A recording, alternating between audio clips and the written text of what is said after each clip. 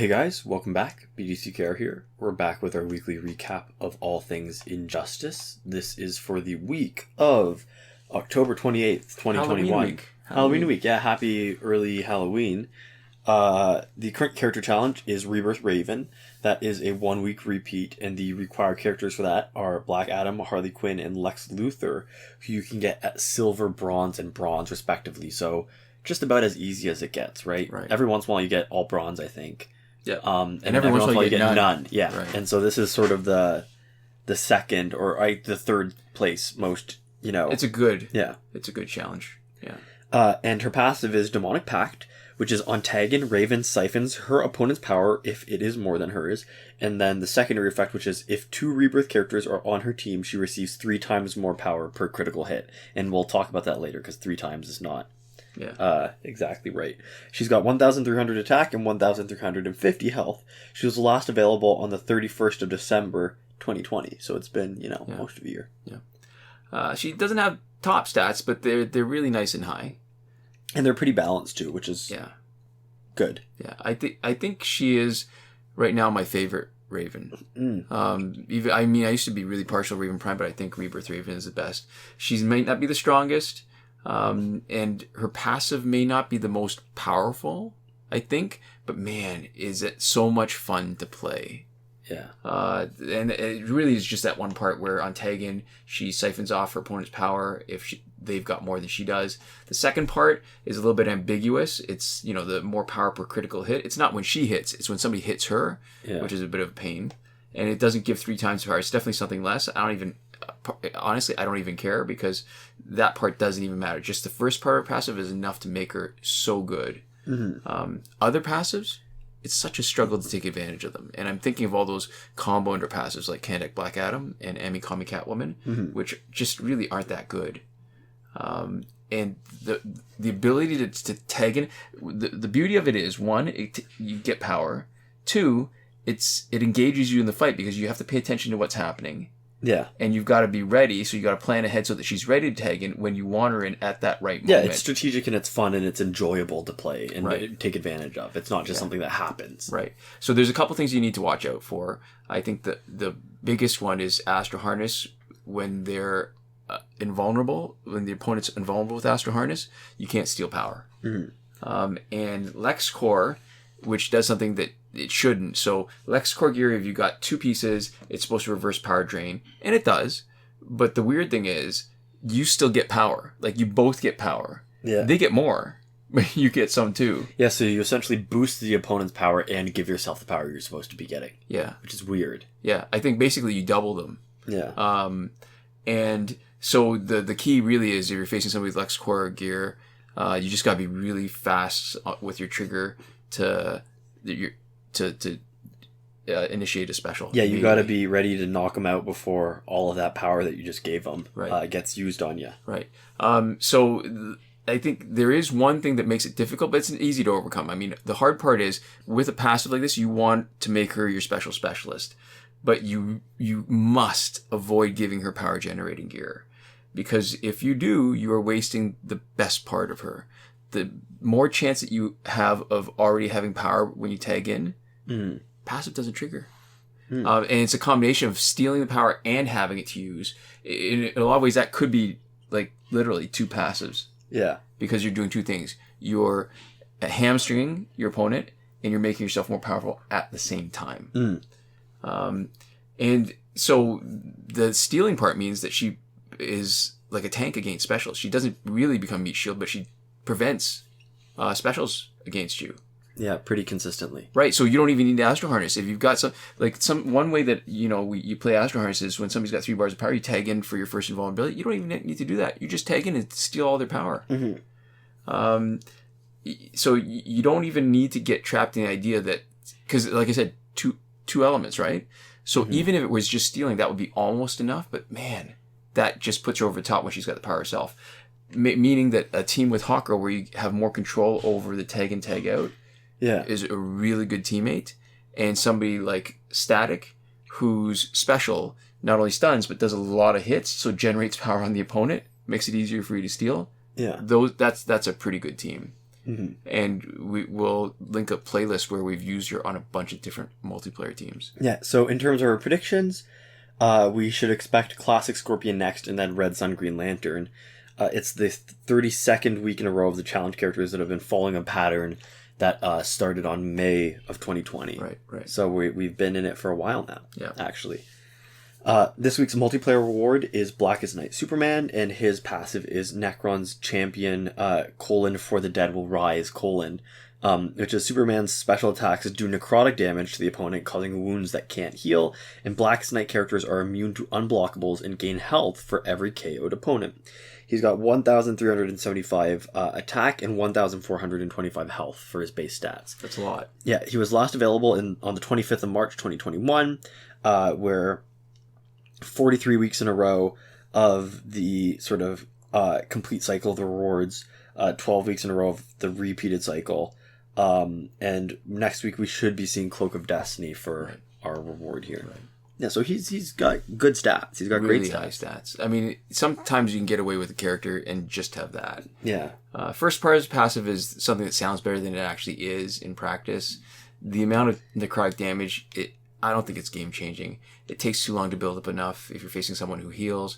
Maybe in the case of you're facing, say, Containment Doomsday, because the amount of health showing is so little. Actually, you know what? It doesn't even matter because when he regenerates half. Yeah. So you're going to be hard pressed in any case to try and take advantage of him, because if it's fight's lasting long enough that it makes a difference, you've done it wrong, and you're probably I shouldn't say you probably lose, but you're not really. You'd have a really hard time knocking out anyone with healing gear in the first place to be able to make use of it. For it to make a difference, you'd have to already be really struggling. Right.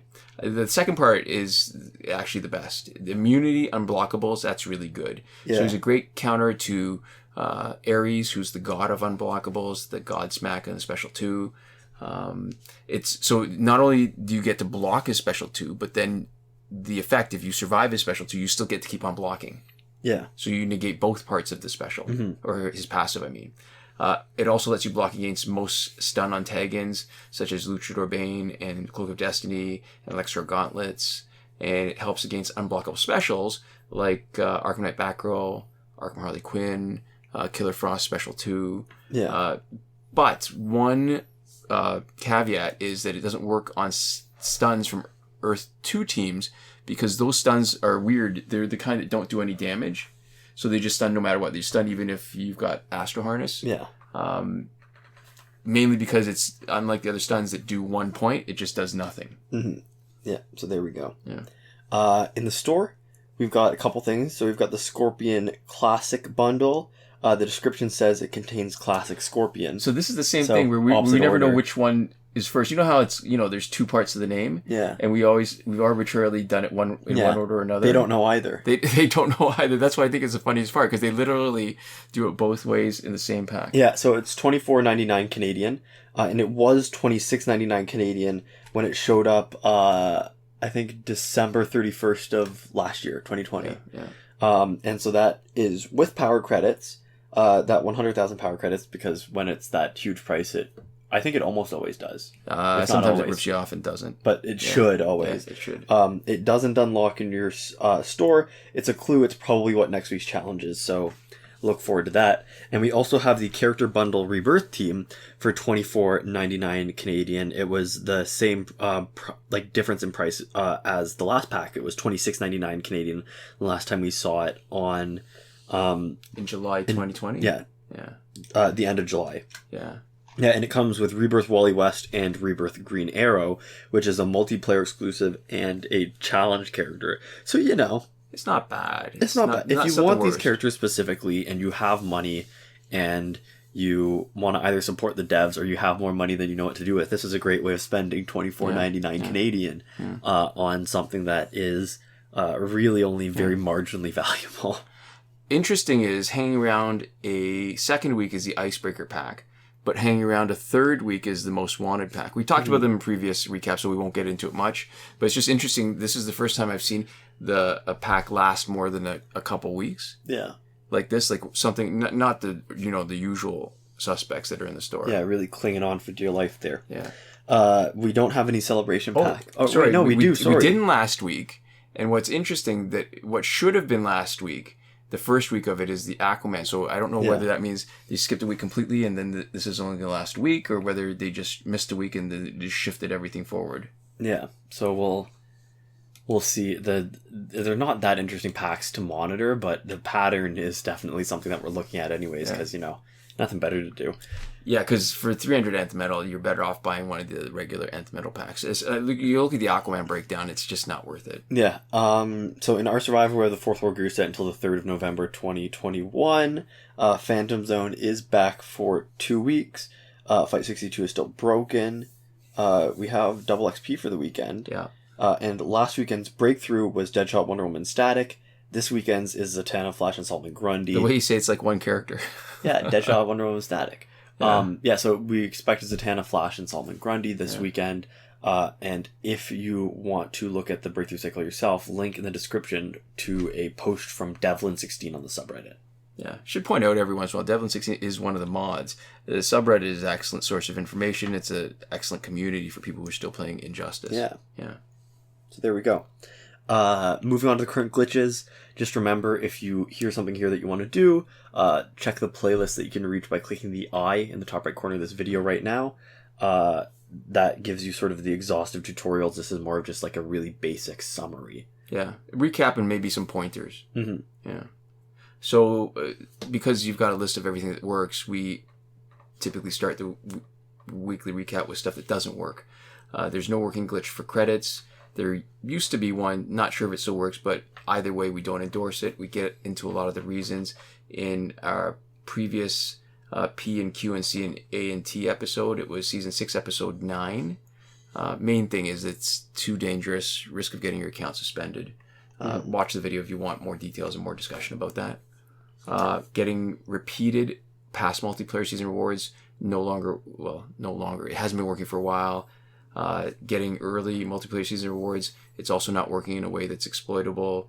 There's no glitch to get through Phantom Zone quickly, but there's strategies. We've got a playlist of quick Phantom Zone runs, and some are less than 10 minutes. Yeah, and in terms of the glitch that used to let you get free energy by quote-unquote watching the video, but letting you skip the video, can't do that anymore. Moving on to the working glitches. So the glitch to let you play Phantom Zone repeatedly is still working, and the challenge reset method that requires Google Play Cloud Save is working. That's tested on the Rebirth Raven challenge and confirmed to still be functional. We mentioned them together because if you're doing one, you are doing both.